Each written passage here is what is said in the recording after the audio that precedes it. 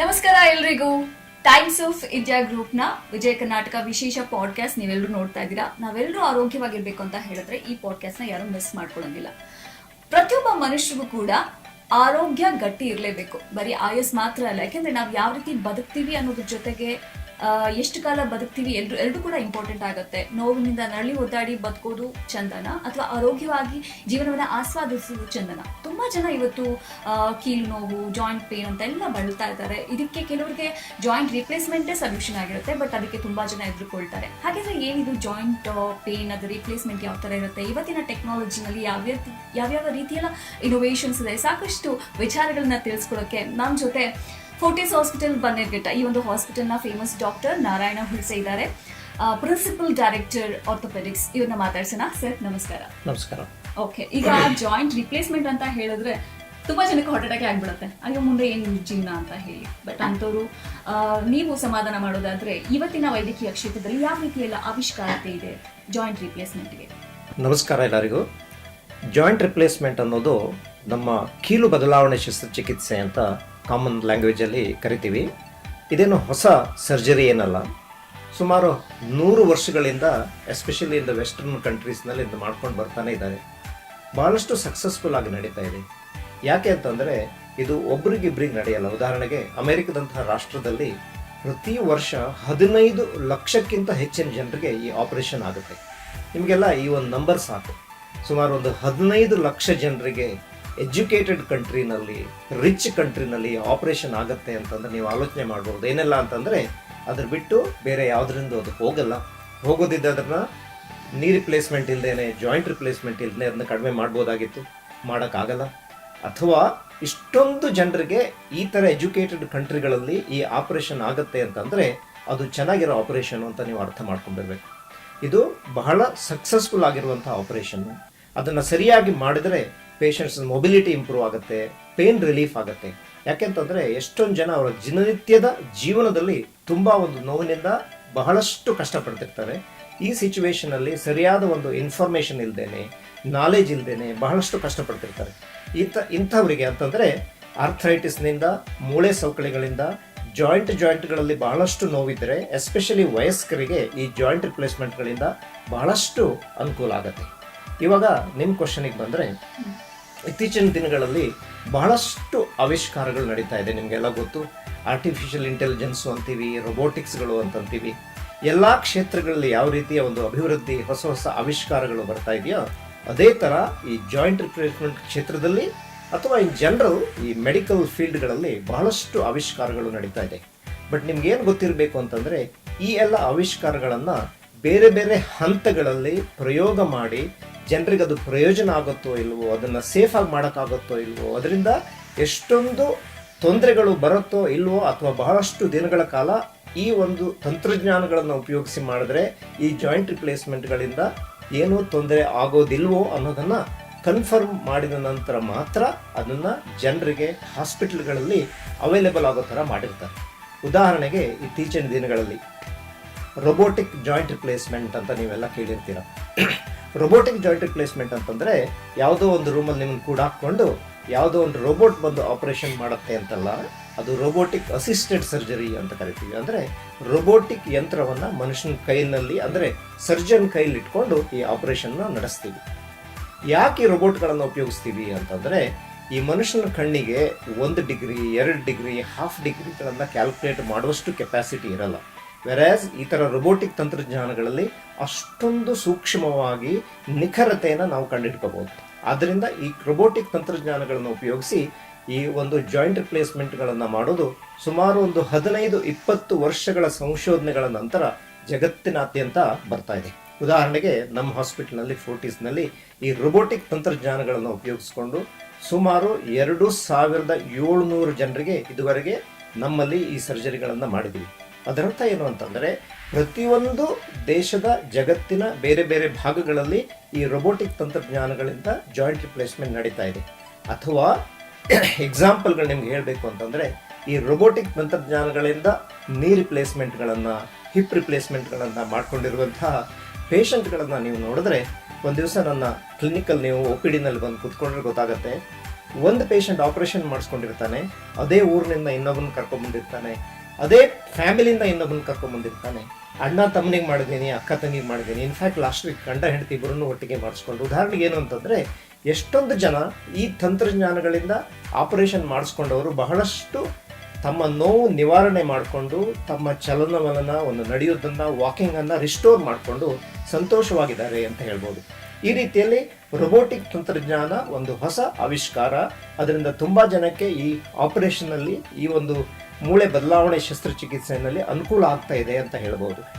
ಎರಡನೇದಾಗಿ ಆಪರೇಷನ್ಗಳು ಅಂತಂದರೆ, ನೀವೆಲ್ಲ ಕಟ್ ಮಾಡ್ತಾರೆ, ಬ್ಲೀಡಿಂಗ್ ಆಗುತ್ತೆ, ದೊಡ್ಡ ದೊಡ್ಡ ಸ್ಕಾರ್ ಇರುತ್ತೆ, ಪರ್ಮನೆಂಟ್ ಆಗಿ ಆಪರೇಷನ್ನಿಂದ ಡ್ಯಾಮೇಜ್ ಆಗ್ಬೋದು ಅನ್ನುವಂತಹ ಒಂದು ಕುತೂಹಲ ಅಥವಾ ಭಯ ನಿಮಗೆಲ್ಲರಿಗೂ ಇದ್ದೇ ಇರುತ್ತೆ. ಇತ್ತೀಚಿನ ದಿನಗಳಲ್ಲಿ ಈ ಮಿನಿಮಲಿ ಇನ್ವೇಸಿವ್ ಸರ್ಜರಿ ಅಂತಂದರೆ ಬಹಳಷ್ಟು ದೊಡ್ಡದಾಗಿ ಕಟ್ ಮಾಡ್ದೇನೆ ಆಪರೇಷನ್ ಮಾಡಬಹುದೇ ಅನ್ನುವಂಥ ಒಂದು ಬಹಳಷ್ಟು ಸಂಶೋಧನೆಗಳು ಜಗತ್ತಿನಾದ್ಯಂತ ನಡೀತಾ ಇದೆ. ಈ ಒಂದು ದಿಕ್ಕಿನಲ್ಲಿ ಆಂಟೀರಿಯರ್ ಅಪ್ರೋಚ್ ಅಥವಾ ಡೈರೆಕ್ಟ್ ಆಂಟೀರಿಯರ್ ಅಪ್ರೋಚ್ ಅನ್ನುವಂಥ ಒಂದು ಹೊಸ ಆವಿಷ್ಕಾರ ಇತ್ತೀಚೆಗೆ ಜಗತ್ತಿನಾದ್ಯಂತ ಅದು ಬಹಳಷ್ಟು ಪ್ರಸಿದ್ಧ ಆಗ್ತಾ ಇದೆ. ಅದು ಏನು ಅಂತಂದರೆ, ನೀವೆಲ್ಲ ಕೇಳಿರ್ಬೋದು, ಹಿಪ್ ರಿಪ್ಲೇಸ್ಮೆಂಟ್ ಅಂತ ಮಾಡ್ತೀವಿ, ನೀ ರಿಪ್ಲೇಸ್ಮೆಂಟ್ ಥರ. ಈ ಹಿಪ್ ರಿಪ್ಲೇಸ್ಮೆಂಟ್ ಆಪರೇಷನ್ಗಳನ್ನು ಸೈಡ್ನಿಂದ, ನಮ್ಮ ದೇಹದ ಸೈಡ್ನಿಂದ ಅಥವಾ ದೇಹದ ಹಿಂಭಾಗದಿಂದ ಕಟ್ ಮಾಡ್ಕೊಂಡು ಮಾಡ್ಬೋದು. ಯೂಶ್ವಲಿ ಈ ಟ್ರೆಡಿಷನಲ್ ಅಪ್ರೋಚ್ಗಳನ್ನ ಮಾಡಿದಾಗಲೂ ಸಹ ಹಿಪ್ ರಿಪ್ಲೇಸ್ಮೆಂಟು ಚೆನ್ನಾಗಿ ಕೆಲಸ ಮಾಡುತ್ತೆ, ಅದು ತುಂಬ ಸಕ್ಸಸ್ಫುಲ್ ಆಗಿದೆ.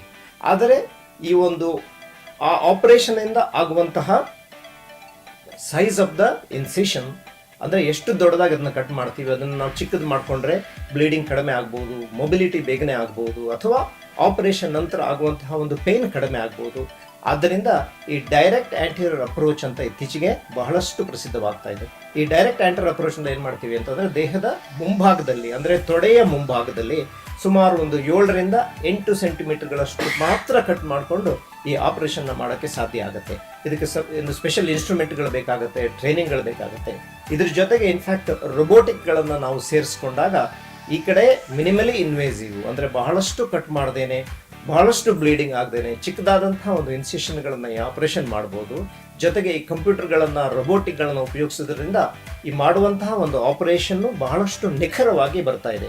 ಸೊ ಇನ್ ಸಮರಿ ನಾವು ನಿಮ್ಗೆ ಏನು ಹೇಳ್ಬೋದು ಅಂತಂದರೆ, ಇತ್ತೀಚಿನ ದಿನಗಳಲ್ಲಿ ರೊಬೋಟಿಕ್ ತಂತ್ರಜ್ಞಾನ ಇತ್ತೀಚೆಗೆ ಬರ್ತಾ ಇದೆ, ಬಹಳಷ್ಟು ಪ್ರಸಿದ್ಧವಾಗ್ತಾ ಇದೆ ಜಾಯಿಂಟ್ ರಿಪ್ಲೇಸ್ಮೆಂಟ್ನಲ್ಲಿ. ಅದರ ಜೊತೆಗೆ ಮಿನಿಮಲಿ ಇನ್ವೇಸಿವ್ ಸರ್ಜರಿ ಅಥವಾ ಚಿಕ್ಕದಾಗಿ ಕಟ್ ಮಾಡುವಂತಹ ಡೈರೆಕ್ಟ್ ಆಂಟೀರಿಯರ್ ಅಪ್ರೋಚ್ ಅನ್ನೋದು ಸಹ ಬಹಳಷ್ಟು ಫೇಮಸ್ ಆಗ್ತಾ ಇದೆ ಆಲ್ ಓವರ್ ದ ವರ್ಲ್ಡ್. ತುಂಬಾನೇ ಲಾಭದಾಯಕರವಾದಂತಹ ಶಸ್ತ್ರಚಿಕಿತ್ಸೆ ಇವತ್ತು ನಮಗೆ ಇದೇ ವ್ಯವಸ್ಥೆಯಲ್ಲಿ ಅಂತ ಹೇಳ್ತಾ ಇದ್ದೀರಾ.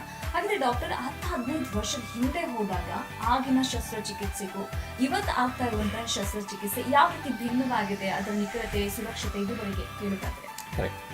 15 ವರ್ಷಗಳ ಹಿಂದೆ, ಇನ್ಫ್ಯಾಕ್ಟ್ ಸುಮಾರು ಒಂದು 70 ವರ್ಷಗಳಿಂದ ಈ ಒಂದು ಜಾಯಿಂಟ್ ರಿಪ್ಲೇಸ್ಮೆಂಟ್ ಸರ್ಜರಿಗೆ ಇತಿಹಾಸಗಳಿದೆ.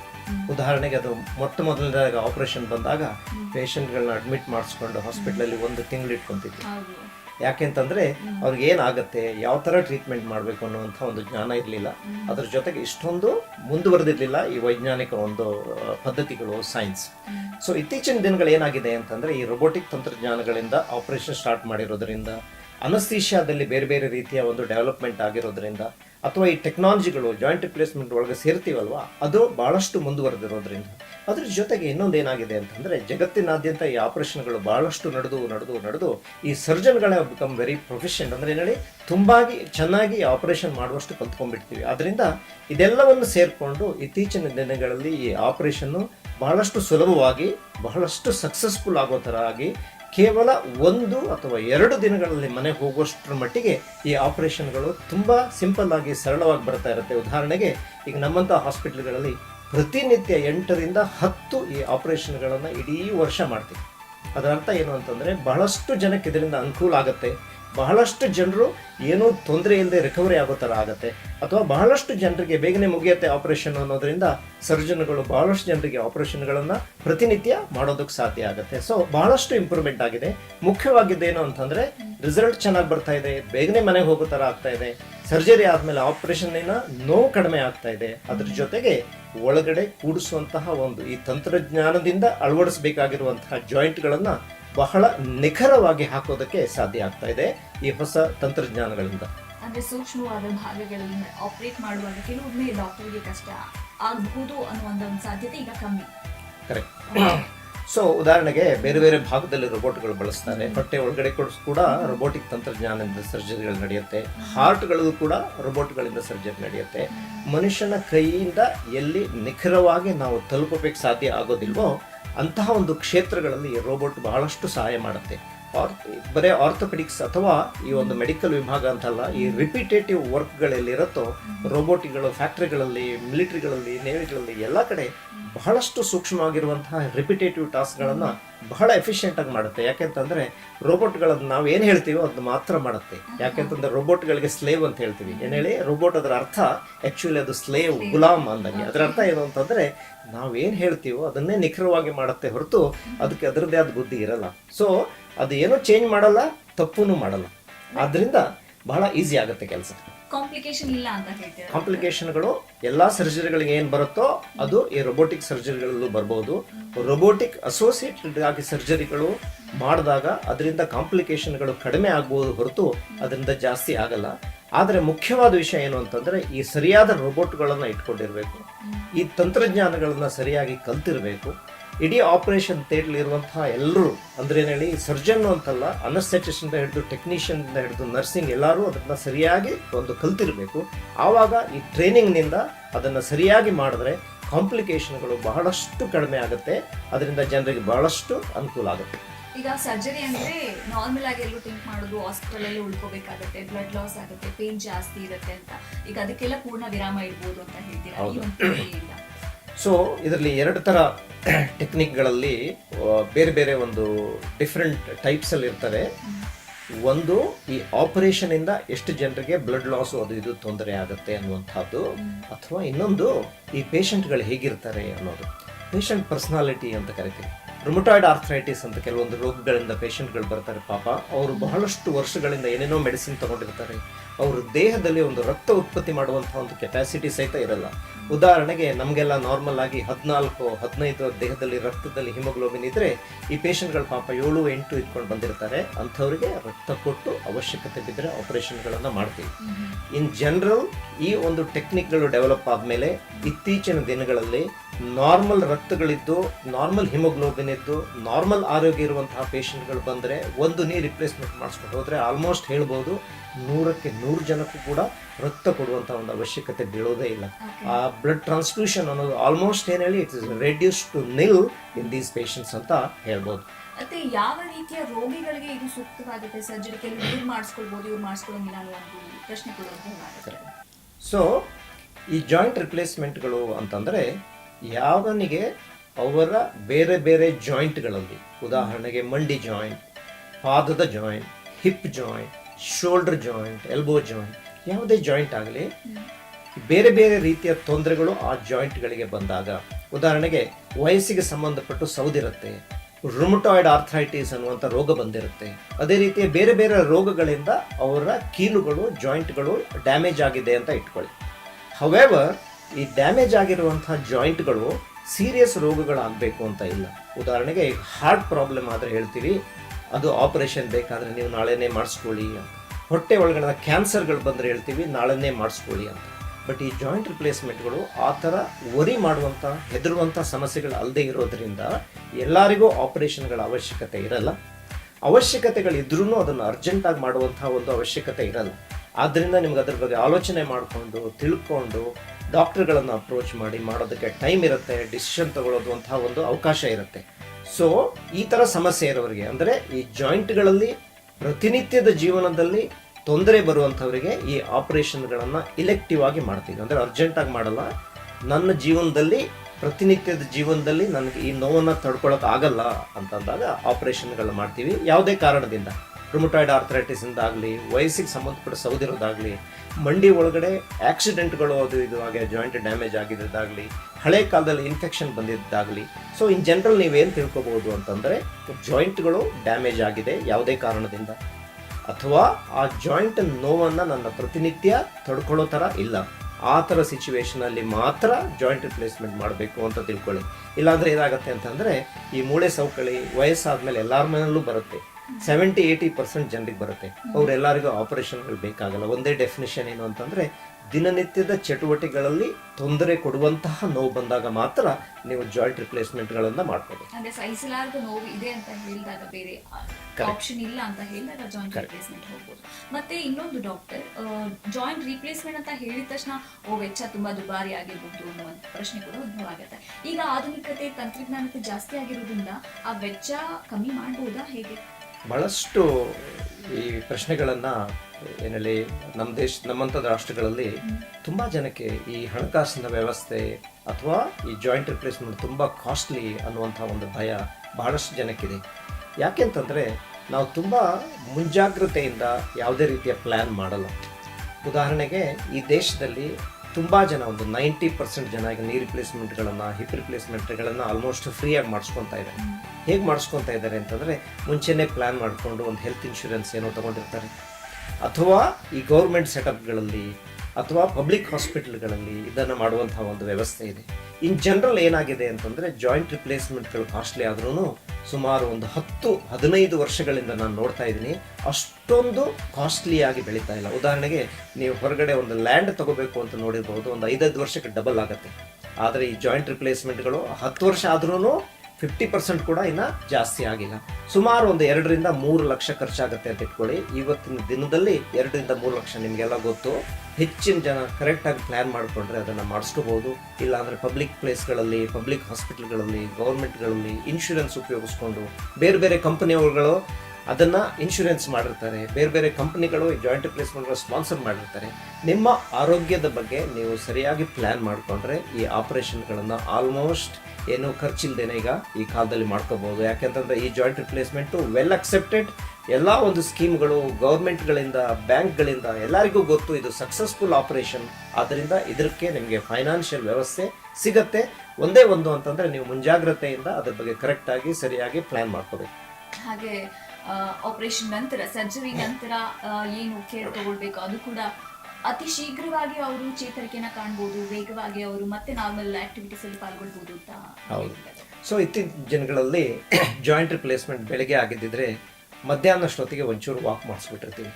ಉದಾಹರಣೆಗೆ ಒಂದೇ ದಿನಗಳಲ್ಲಿ ನೀವು ಬಾತ್ರೂಮ್ಗೆ, ಟಾಯ್ಲೆಟ್ಗೆ ನೀವೇ ಓಡಾಡುವಷ್ಟು ಮಟ್ಟಿಗೆ ಅದು ಶೀಘ್ರವಾಗಿ ಇವಾಗ ಗುಣಮುಖ ಆಗೋದನ್ನು ನಾವೆಲ್ಲ ನೋಡಿದ್ದೀವಿ.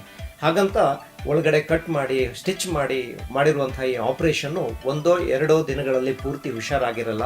ಪ್ರತಿ ದಿವಸ ಚೆನ್ನಾಗಿ ಹಾಕ್ಕೊಂಡು ಬರೋದನ್ನು ನೀವು ನೋಡ್ತೀವಿ. ಬಟ್ ಮುಖ್ಯವಾಗಿ ಏನಾಗುತ್ತೆ ಅಂತಂದರೆ, ನೀವು ಮನೆಗೆ ಹೋಗೋದಕ್ಕಿಂತ ಮುಂಚೆನೇ, ಡಿಸ್ಚಾರ್ಜ್ ಆಗೋದಕ್ಕಿಂತ ಮುಂಚೆನೇ ನಿಮ್ಮ ಕೆಲಸ ನೀವು ಮಾಡೋ ಥರ, ಅಂದರೆ ಬೇಸಿಕ್ ಬಾತ್ರೂಮ್ ಟಾಯ್ಲೆಟಿಗೆ ಓಡಾಡೋ ಥರ 1-2 ದಿನಗಳಲ್ಲಿ, ಟಾಯ್ಲೆಟ್ಗಳಲ್ಲಿ ಕುತ್ಕೊಂಡು ಎದ್ದೇಳೋ ಥರ, ಸ್ಟೇರ್ಸ್ಗಳಲ್ಲಿ 1-2 ಹೆಜ್ಜೆಗಳನ್ನು ಮೆಟ್ಲು ಹತ್ತೋ ಥರ, ಹಾಸ್ಪಿಟಲ್ಗಳಲ್ಲಿ ಈ ಫಿಸಿಯೋಥೆರಪಿಯವರು ಅದನ್ನು ನಿಮಗೆ ಪ್ರಾಕ್ಟೀಸ್ ಮಾಡಿಬಿಟ್ಟೇ ಮನೆ ಕಳಿಸ್ತಾರೆ. ಒಂದು ಸಲ ಈ ಗಾಯ ಕುಡ್ಕೊಂತು ಅಂತ ಆದಮೇಲೆ, ಉದಾಹರಣೆಗೆ ಈ ನೀ ರಿಪ್ಲೇಸ್ಮೆಂಟ್ ಮಾಡಿ 4 ವಾರ, 6 ವಾರ, 8 ವಾರ ಆದಮೇಲೆ ನಿಮ್ಮ ವಯಸ್ಸಿನಲ್ಲಿ ಪ್ರತಿಯೊಬ್ಬರು ಏನು ಮಾಡ್ತಾರೋ ಅದನ್ನೆಲ್ಲ ಮಾಡ್ಬೋದು. ಉದಾಹರಣೆಗೆ ವಾಕ್ ಮಾಡ್ಕೋಬೋದು, ಮೆಟ್ಲು ಹತ್ಬೋದು, ದಿನನಿತ್ಯದ ಎಲ್ಲ ಚಟುವಟಿಕೆಗಳನ್ನು ಮಾಡ್ಕೋಬೋದು. ಇನ್ಫ್ಯಾಕ್ಟ್ ನಾನು ಈ ಆಪರೇಷನ್ ಆದಮೇಲೆ ಏನು ಮಾಡ್ಬೋದು ಅಂತ ಕೇಳೋರಿಗೆ ಎಲ್ಲರಿಗೂ ಏನು ಹೇಳ್ತೀನಿ ಅಂತಂದರೆ, ನಿಮ್ಮ ವಯಸ್ಸಲ್ಲಿ ಏನು ಮಾಡಬೇಕು ಅದನ್ನ ಮಾಡಿ, ನಿಮ್ಮ ವಯಸ್ಸಲ್ಲಿ ಏನು ಮಾಡಬಾರ್ದು ಅದನ್ನ ಮಾಡಬೇಡಿ ಅಂತ. ಅವಾಗ ಎಲ್ಲರೂ ನಕ್ಕೊಂಡು ಒಪ್ಕೊಂಡು ಹೋಗ್ತಾ ಇರ್ತಾರೆ. ಓಕೆ, ಈಗ ರೋಬೋಟಿಕ್ ಸಹಾಯಿತ ಶಸ್ತ್ರಚಿಕಿತ್ಸೆಯಿಂದ ತುಂಬಾನೇ ಲಾಭ ಇದೆ, ನಿಖರತೆ ಇದೆ, ಸುರಕ್ಷತೆ ಇದೆ ಅಂತೆಲ್ಲ ಹೇಳಿದ್ವಿ ಡಾಕ್ಟರ್. ಮುಂಬರುವ ದಿನಗಳಲ್ಲಿ ಇನ್ನು ಯಾವ ರೀತಿಯೆಲ್ಲ ಆವಿಷ್ಕಾರಗಳನ್ನ ಕಾಣ್ಬೋದು ಜಾಯಿಂಟ್ ರೀಪ್ಲೇಸ್ಮೆಂಟ್ ವಿಚಾರಕ್ಕೆ ಬಂದಾಗ? ವೈಜ್ಞಾನಿಕ ಕ್ಷೇತ್ರಗಳಲ್ಲಿ, ಎಸ್ಪೆಷಲಿ ಮೆಡಿಕಲ್ ಸೈನ್ಸಲ್ಲಿ ತುಂಬ ಇಟ್ಸ್ ಎಕ್ಸ್ಪ್ಲೋಡಿಂಗ್ ವಿತ್ ಏನು ಹೇಳಿ ಬೇರೆ ಬೇರೆ ರೀತಿಯ ಒಂದು ಆವಿಷ್ಕಾರಗಳು ನಡೀತಾನೆ ಇದೆ. ಜಾಯಿಂಟ್ ರಿಪ್ಲೇಸ್ಮೆಂಟ್ಗಳ ಮುಂದೆ ಈ ಆರ್ಟಿಫಿಷಿಯಲ್ ಇಂಟೆಲಿಜೆನ್ಸ್ ಉಪಯೋಗಿಸ್ಕೊಂಡು ಇನ್ನೂ ಜಾಸ್ತಿ ಡೆವಲಪ್ ಆಗ್ಬೋದು. ಸಾಫ್ಟ್ ಟಿಶ್ಯೂ ಟೆನ್ಷನ್ ಅಂತೀವಿ, ಜಾಯಿಂಟ್ನ ಒಳಗಡೆ ಲಿಗಮೆಂಟ್ಗಳಿರುತ್ತೆ, ಮಸಲ್ಗಳಿರುತ್ತೆ, ಅದಕ್ಕೆಲ್ಲ ಕ್ಯಾಲ್ಕುಲೇಷನ್ಗಳು ಮುಂದೆ ಬರ್ಬೋದು. ಇದೇ ರೋಬೋಟ್ಗಳು ಇನ್ನೂ ಇಂಪ್ರೂವ್ ಆಗ್ಕೊಂಡು ಬರ್ತಾನೆ ಇದೆ. ಪ್ರತಿ ವರ್ಷ ಅದು ಇಂಪ್ರೂವ್ ಆಗುತ್ತೆ. ಯಾಕೆಂತಂದರೆ ಸೈನ್ಸ್ಗಳು ಡೆವಲಪ್ ಆಗ್ತಾ ಇದ್ದಂಗೆ, ತೊಂದರೆಗಳನ್ನು ಪಿಕಪ್ ಮಾಡ್ತಾ ಇದ್ದಂಗೆ, ಈ ತೊಂದರೆಗಳಿಗೆ ವಿಜ್ಞಾನಿಗಳು ಅದಕ್ಕೊಂದು ತಂತ್ರಜ್ಞಾನಗಳನ್ನು ಅಥವಾ ಸೊಲ್ಯೂಷನ್ಗಳನ್ನು ಕಂಡುಹಿಡಿದ ಮೇಲೆ ಪ್ರತಿ ವರ್ಷ ಬರ್ತಾನೆ ಇದೆ.